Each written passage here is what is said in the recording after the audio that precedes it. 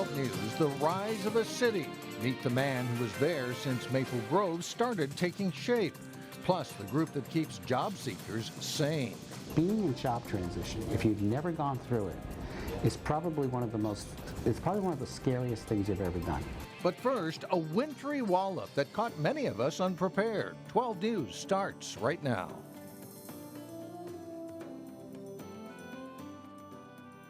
Well, get ready for more of this. While just a half an inch of snow fell in the northwest suburbs, it was enough to coat the roads and really slow the morning commute.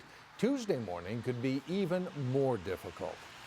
Hello, everyone, and thanks for joining us. The expected winter wallop already led to cancellation of some after-school activities in some districts. And this morning, it led to plenty of accidents. Sonia Goins is live in Brooklyn Park to help give us a refresher on those winter driving skills. Sonia?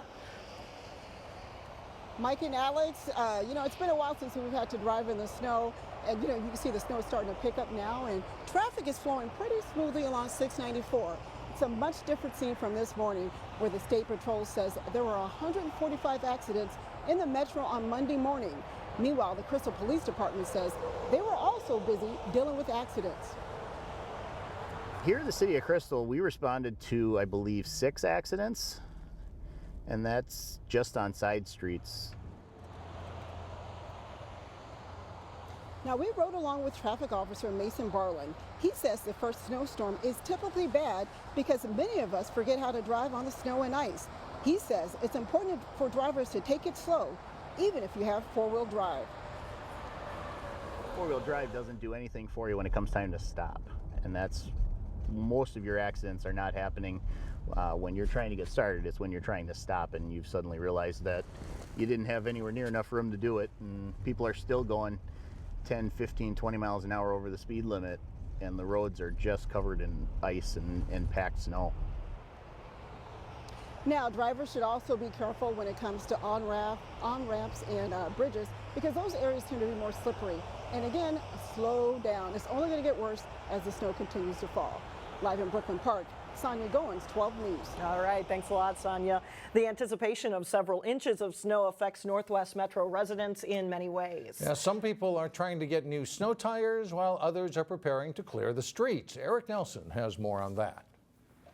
It's going to be a very profitable day. The prospect of Snowmageddon means plenty of business for Market Tire in Crystal. It kind of goes from 0 to 60 real quick. The first significant snowfall of the season Snow tires are pretty important. has some drivers scrambling to get snow tires. From the time we turn the key, about 2 hours behind. We're just catching up from the first little barrage. Market Tire has been doing brisk business all day. It's a nice way to end the month. Meanwhile, at the Maple Grove Public Works building, these guys take pride in their streets. city crews are ready for the inevitable. We're going to hit the afternoon rush hour pretty hard, and then we're going to go home, and we're coming back at 3 o'clock in the morning. We're going to plow the whole city out. Street Supervisor Joe Bennett has a fleet of 13 trucks, 6 loaders, and 21 drivers, ready to battle the heavy, wet snow. My main concern is safety, public safety, environmental safety. It's my job to keep the streets clean. Bennett knows an entire city is counting on his team to keep traffic flowing. People don't like waking up and seeing their streets not plowed. By the time this storm passes, Maple Grove city workers will have plowed 350 miles of streets and over 700 cul-de-sacs. In Maple Grove, I'm Eric Nelson, Channel 12 News. Joe Bennett says that the first snowfall is a learning experience for everyone, including his drivers. He reminds people to keep a safe distance behind snowplows. In other news, a Brooklyn Park man is in jail after an altercation over the weekend with a Brooklyn Park police officer. The incident led to the officer's gun firing. It happened early Sunday outside a townhome complex in the 9600 block of Scott Lane North. Police responded because of a loud music complaint. A Brooklyn Park officer encountered the 25-year-old suspect in a vehicle who had numerous warrants out for his arrest. As the officer tried to arrest him, a scuffle occurred and the officer's gun went off. No one was hit. Both the officer and the suspect did need medical attention. The identities of the suspect and the officer have yet to be released. The Hennepin County Sheriff's Office is investigating.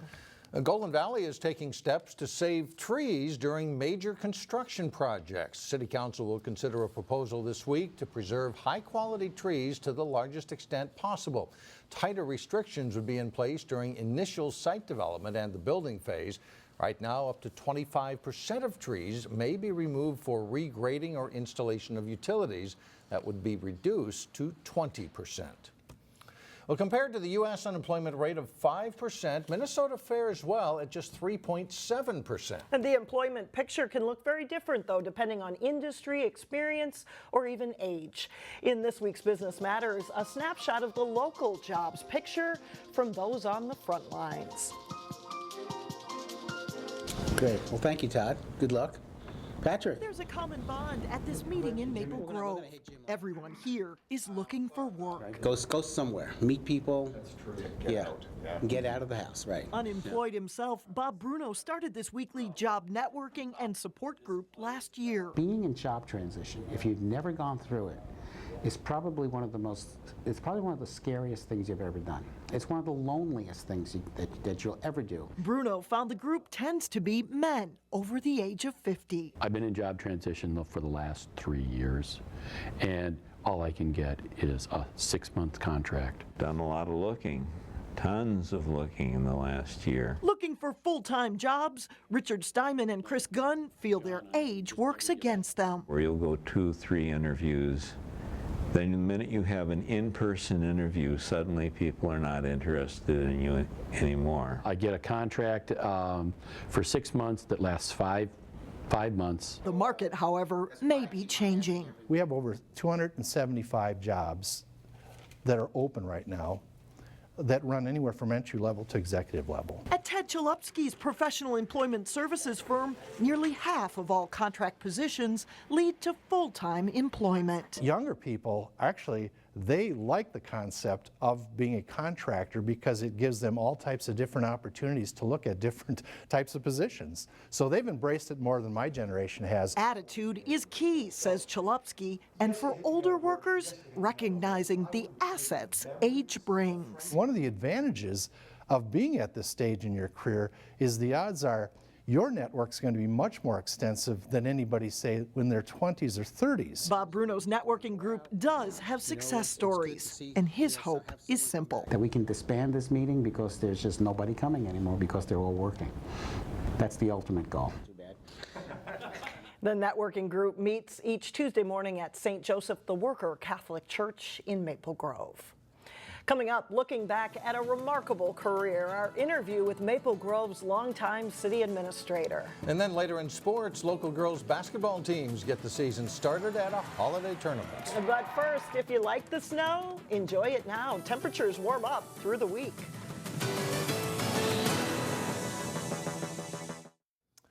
Maple Grove City Administrator Al Madsen is retiring after more than 30 years with the city. Madsen played a key role in the city's rapid growth. Maple Grove now has the second highest retail concentration in the state, behind only the Mall of America.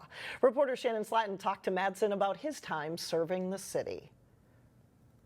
The first week on the job was like baptism under fire. I learned that, boy, we really don't have very many records here. When Al Madsen started working for the city of Maple Grove more than 30 years ago, land was for gravel mining and farming. It wasn't anything like the retail mecca it is today. There really wasn't much out here. Some developers couldn't see the potential of land in an outlying suburb. In 1985 or 86, I showed that land to a developer, and the developer said the same thing. Not much is going to happen in Maple Grove. And so they took a walk on it. But where some saw vacant land, Al Madsen saw promise. I would always tell people back then that have patience, because as the residential grows, then the retail is going to come knocking on our door because they want to be there. And it did. Along Main Street will be about a 4-block long area of town center where there will be unique shops, unique street lighting, unique landscaping. From pushing for the sprawling shops at Arbor Lakes. That's a wonderful place, and you take a look at the mix of the shops. That's the greatest part of it. To development opportunities. I think we've only touched the tip of the iceberg. I think we're going to see a lot more multi-story corporate offices in the gravel mining area that have brought in people and jobs. The city did not provide any incentives for Upshur Smith to come to Maple Grove, and Upshur Smith did not ask. So this has been an excellent professional company to work with. Madsen has been involved with planning and building much of what Maple Grove is today. He was the leader that guided the whole thing. But the thing to remember about him, The best part about Al, he's not a micromanager. He lets us do our job. Madsen is not someone who likes to take all the credit. I'm very proud of our staff. They're hardworking, they're conscientious, they're very dedicated. Madsen is quick to say Maple Grove was ripe for development, and he was only part of the team. And it takes a team to make this city operate. It takes a team to help build this city, into a premier city like it is. But others would disagree. It's really changed a lot, but it's due to a lot of good planning, and Al was at the forefront of that. And point to his leadership. Al is a hard act to follow, really, really. As the reason why opportunities have come knocking. It's been a blast. I have no regrets. This is what I love to do. In Maple Grove, Shannon Slatton, 12 News. And coming up, speaking of Maple Grove, there is something new in the city now open for business. But first in sports, why the Maple Grove boys basketball team looks like one of the state's best. John Jacobson is in next. This should be a fun team to watch this year. Maple Grove boys basketball, highly rated. And first game when, Friday? First game Friday, yeah. A lot of really good boys basketball teams in the area again this year. Yeah, they are certainly one of them. The Maple Grove boys basketball team should be one of the best in the area this winter, and likely one of the state's top teams as well. 4 starters are back from a team that was 23-4 a year ago and won its division in the Northwest Suburban Conference with a 17-2 mark. They're excited to see what this group can do this winter. Really big expectations this year. I feel like this team that we really have all the pieces to make a very deep run this year. I think everyone out on this floor right now believes that as well, and I think it should be a very good year for us. It's a great honor to be in the top 5, but we want to be there at the end of the season. That's what we're working for. And right now we're just going to keep on working, getting better every day in practice, and getting our chemistry better and getting back in shape. 6'10" and senior Reed Nicko, a Missouri signee, is primed for a big season. Junior point guard Brad Davison is also an all-state caliber player. Tawan Pickford is coming off a strong season, and his cousin Teron Pickford comes over from Cooper. And sharpshooter Jack Hutchison can light it up too. The Crimson move into Section 8 4A this season. In theory, an easier path to the state tournament, but they don't look at it like that. It's never easy. There's some very talented teams in Section 8. And with that talent, the coaches in that section are unbelievable. Just off the top of my head, Elk River and Buffalo, those 2 guys run a fantastic program. They're always tough no matter who's on their team. So we're not looking past anybody. We don't, we're not going to, make our hotel reservations right now. We got work to do. We have to get better. Maple Grove opens the season Friday at home against Andover. The holiday weekend didn't mean a break in action for some local high school athletes from the area. The 3rd annual Hopkins Early Bird Girls Basketball Tournament featured Hopkins, Minneapolis South, Rogers, and Osseo. Former Orioles assistant Jen Mullen in her first game as Osseo's head coach. First half of the Orioles semifinal game against Rogers, and Michaela Hamoa driving in there to the basket, scores 2 of her 10 points. The game is tied up. Haley Fingelson going baseline there for the Royals. Rogers ahead 23-16 at the half. A strong start to the second half for the Orioles. Hamola with the steal. Gives it up to Ari Jones, who scores, and it's 23-21. Later, Kiara Russell with another steal for Osseo. She'll take it herself for a layup. 20 points in the game for Russell, and Osseo leads by as many as 5. But Rogers closes the game on a 20-5 run. Abby Jordan scores here on the break and is fouled. Hannah Shervin led the Royals in scoring, netting 16 points, including 2 on this bucket. Rogers pulls away to win it over Osseo 51-41. In the second semifinal, senior Evelyn Knox and Hopkins taking on Minneapolis South. Michigan State signee Nia Holly drives and scores as she's fouled. Holly scores the Royals' first 5 points. Good transition basket here. Paige Beckers to Holly. Touch pass to Tasia Woobin for the layup. Royals lead 12-0. Morgan Hill of South is one of the top sophomores around. She lets fly a 3 here and gets the Tigers to within 6. But that's as close as they get. Hopkins goes on a 12-0 run. Holly with a steal and layup on her way to a 13-point game.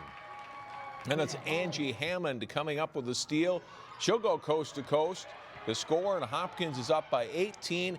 They lead 56-32 at the half on their way to an 84-45 win over South.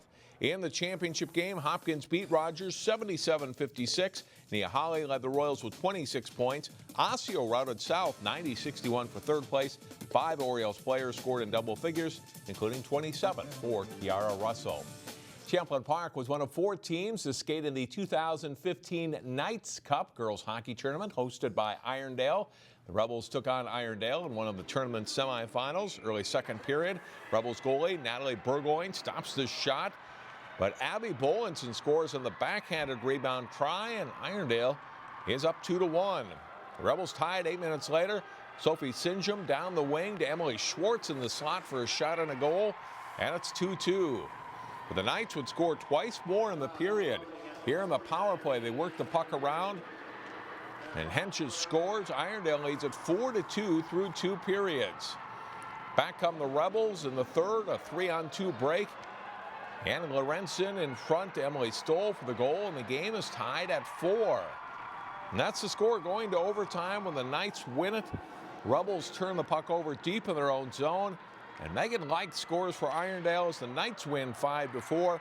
Champlin Park did come back to win the third place game 3-2 over Simley. And that's a look at sports for today. All right, thanks a lot, John. Still ahead, a busy time for a Zamboni driver. We will explain coming up next.